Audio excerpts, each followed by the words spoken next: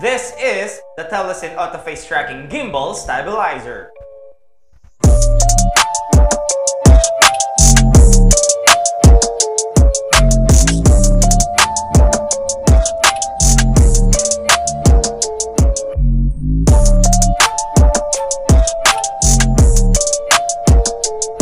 The device has a face tracker, intelligent algorithm AI follow,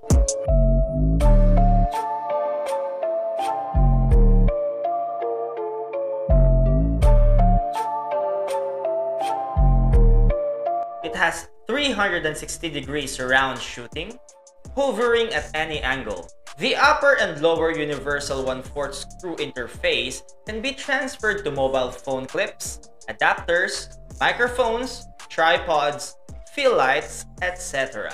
It is suitable for mobile phones, sports cameras, SLRs, and other devices. It has a built-in 1,500 mAh lithium battery, up to 5 hours of battery life. Hanep, di ba? Ngayon lang ako nakakita sa tanang buhay ko ng ganito. So para saan ba ang Telesin Auto Face Tracking Gimbal Stabilizer? Kung ikaw ay vlogger, streamer, mahilig ka mag-video, I am sure magagamit mo to. Nabili ko to sa Lazada. Ilalagay ko na lang sa description box yung link. Nagbaka sakali akong bilhin siya kahit na wala pang reviews ng panahon na binili ko siya. Unang-una, isa po kasi akong live streamer. Mahilig din ako mag-video. Tapos ngayon, nagpa-vlog pa ako. Nakita ko lang to sa internet. So sabi ko, why not try? Nabili ko siya sa halagang 1,400 pesos. So paano ba gamitin ang Telesin Auto Face Tracking Gimbal Stabilizer?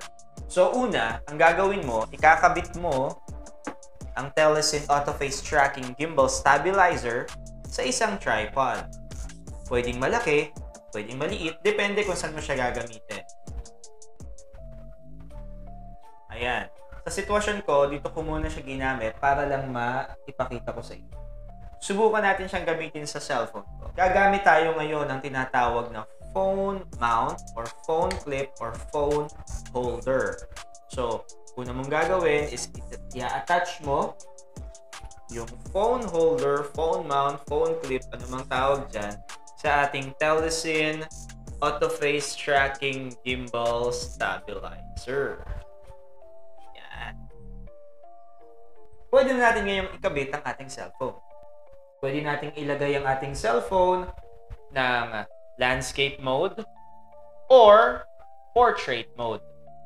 Ayan na siya. Ganyan ang itsura niya kapag meron na siyang cellphone.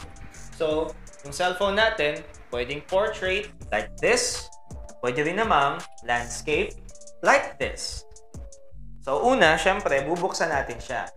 Gagawin lang natin is to press and hold the power button for 3 seconds. Iilaw na ang ating power indicator sa harapan. Ang device na ito ay merong dalawang modes. Una, yung automatic mode at yung pangalawa, yung remote control mode.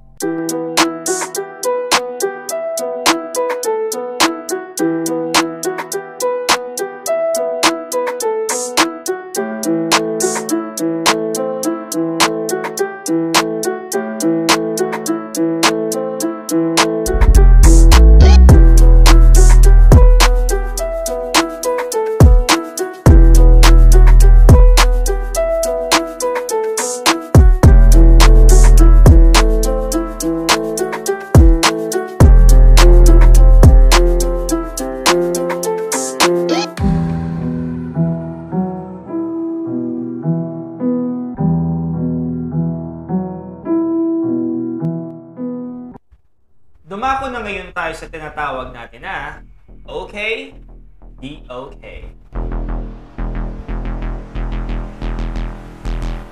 Okay na okay sa akin tong Telesin Auto Face Tracking Gimbal Stabilizer dahil isa akong online streamer, vlogger, mahilig ako sa pag-video.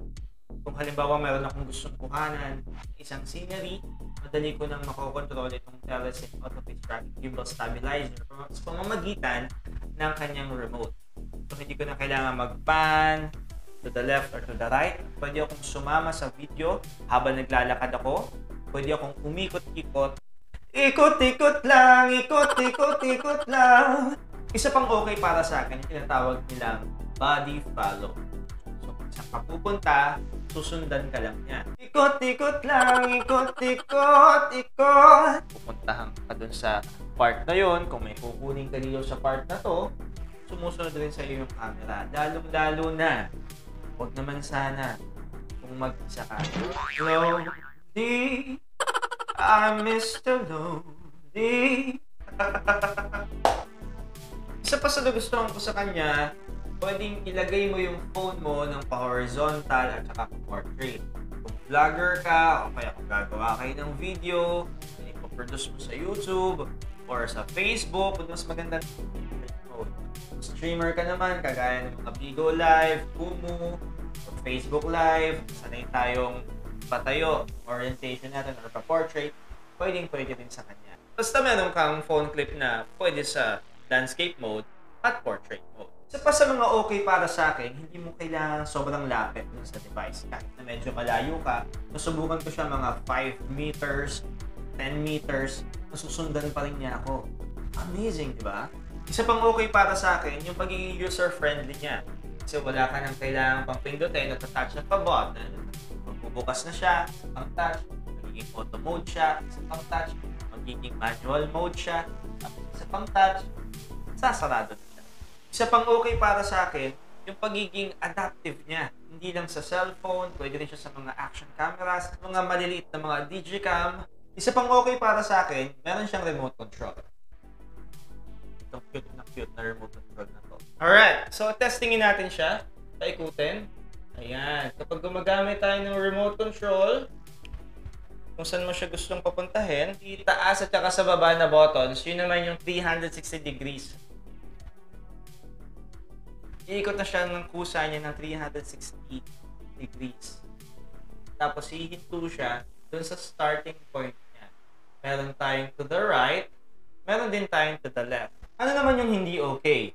Actually, wala akong maisip sa kanya kung anong hindi okay. Siguro, kung ang camera ang gagamitin ko dito ay yung mga DSLR ko, hindi talaga pwede sa kanya. Yun na siguro yung hindi okay para sa akin. Other than that, wala na. Panalong panalo.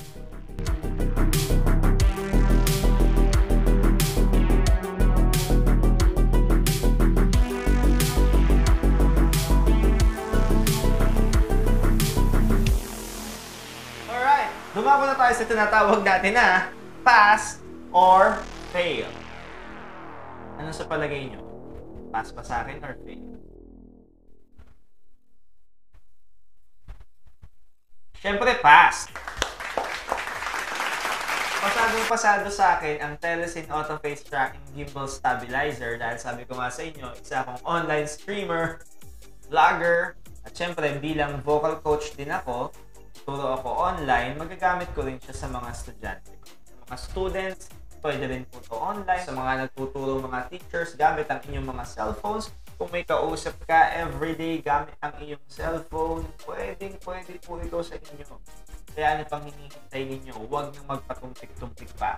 Bili na ang Telesin Auto Face Tracking Gimbal Stabilizer. Ako po ito, Dan Lina, singer, performer, and a vocal coach from the Philippines. Salamat!